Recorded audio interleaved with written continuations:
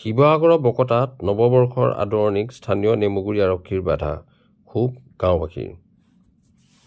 ইংৰাজী 2024 নৱবৰ্ষৰ পহিলা দিনটোতে বিষাদ ক্ষোভ বেদনাৰ আগমনে শিৱসাগৰ জিলা তথা উজনি অসমৰ একমাত্ৰ গাৰো জনগোষ্ঠী অধ্যুষিত বকতা পশ্চিম বস্তি গাঁওবাসীৰ মাজত নৱবৰ্ষক আদৰাৰ সকলো আনন্দ উল্লাস যেন ম্লান কৰি পেলালে। 1917 চনৰ পৰা ইংৰাজী প্ৰতিটো নৱবৰ্ষৰ পহিলা দিনটোত উক্ত খ্ৰীষ্টান ধৰ্মাৱলম্বী গাৰো জনগোষ্ঠীৰ গাঁওখনে পৰম উৎসাহ উদ্দীপনাৰ মাজেৰে বিভিন্ন পৰম্পৰাগত সাংস্কৃতিক কাৰ্যসূচী ৰূপায়ণৰ যোগেদি পালন কৰি আহিছে।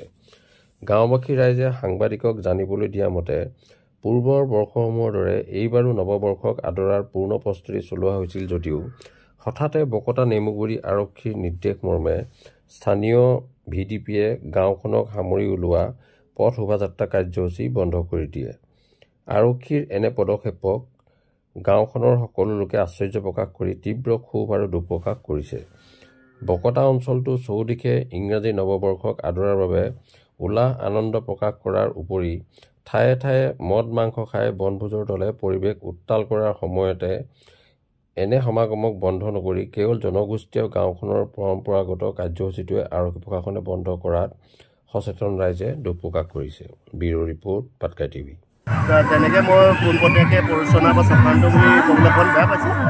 হ'লেও প্ৰশাসন ফালৰ পৰা যিটো নিৰ্দেশনা আহিছে যে ৰ'ড শ্ব' কৰিব নালাগে, প্ৰতি বছৰে আমি ৰ'ড শ্ব' কৰিছিলোঁ, কিন্তু আমি প্ৰশাসনৰ প্ৰতি সন্মান জনাই এইবছৰ ৰ'ড শ্ব' কৰিব নালাগে বুলি কোৱাৰ কাৰণে আমি ৰ'ড শ্ব' কৰা নাই, কিন্তু প্ৰতি বছৰে আমি ৰ'ড শ্ব' কৰোঁ।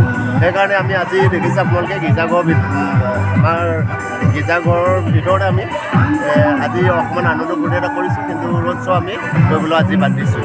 আমি সমান্তৰালভাৱে দেখিছোঁ যে ইয়াত যিখিনি ঐতিহাসিক ধৰক যিখিনি পিকনিক স্পট আছে তাত কিন্তু এতিয়াও মানুহৰ সমাগম হৈ আছে।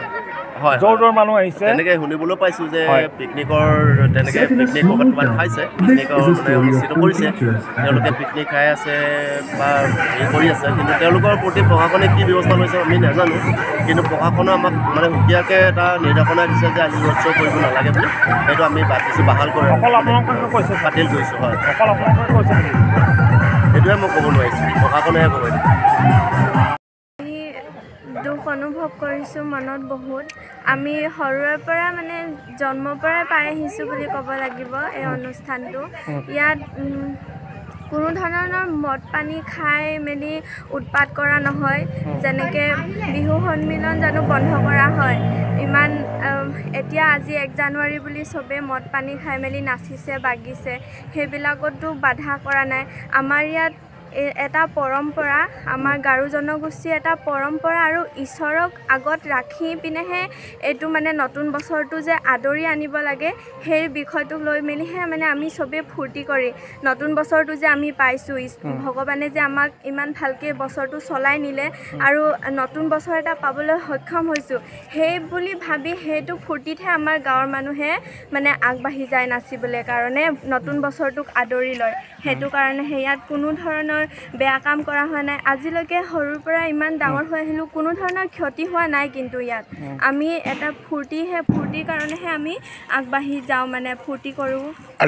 আজি অনুষ্ঠানটো যিহেতু বাধা আৰোপ কৰাৰ কিবা এটা চেষ্টা চলাইছে, সেই তেনে ক্ষেত্ৰত তোমাক কিবা ক'বলগীয়া আছে নেকি? তেনে ক্ষেত্ৰত স্থানীয় যি আৰক্ষীয়ে যে তোমালোকৰ এই অনুষ্ঠানটো বছৰেকীয়া তোমালোকে যিটো নাচি বাগি যিটো আনন্দ কৰা, ইয়াত আমি দেখিবলৈ পাইছোঁ যোৱা বছৰো তোমালোকে বহুত আনন্দ উল্লাসৰ মাজতে নতুন বছৰটো আদৰি লৈছিলা।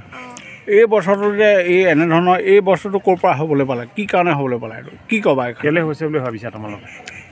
বেলেগে কি ভাবিছে মই নাজানো, কিন্তু মোৰ মনত এনেকুৱা হৈছে মানে গোটেই উজনি অসমত আমাৰ গাঁওখনে এখন জনজাতীয় গাঁও, আৰু এতিয়া দিনে দিনে মানে আমাৰ গাঁওখন আগবাঢ়ি এইখন এতিয়া মই জানিব পৰা মতে বকতা নেমুগুৰি যিজন আৰক্ষী বিষয়া আছে তেওঁহে বন্ধ কৰিছে, কিন্তু এই পিকনিক স্থল শিৱসাগৰ জিলাখনৰ বহুত জেগাত চলি আছে, বহুত জেগাত পিকনিক মানে বনভোজ চলি আছে, তাত মদে মাংসই ভাতে খাই পিনি উভত গৈ নাচিছে বহুতে, কি ক'বা? আমি জনজাতীয় নৃগোষ্ঠীৰ লোক হোৱাৰ কাৰণে আমাক তেনেকুৱা কৰিছে চাগে, মোৰ ভবা মতে। আৰু আমাৰ গাঁওখন বহু ক্ষেত্ৰত আগবাঢ়িও গৈছে কিছুমান, সেইটো কাৰণে কাৰোবাৰ চকু লাগিছে যদিও নাজানো কিন্তু কি ক'বা তুমি আৰক্ষী প্ৰশাসনৰ লগতে আমাৰ মুখ্যমন্ত্ৰী হওক DGP আমাৰ এইটো সকলোৰে পৰম্পৰা যেনেকৈ মানি আহিছে আমাকো এনেকৈ মানিবলৈ কাৰণে দিয়ক আমি যিটো মানি আহিছোঁ কাৰো ক্ষতি কৰা নাই যিহেতু আমাৰ যিটো পৰম্পৰা মানিবলৈ কাৰণে আমাক দিয়ক মানে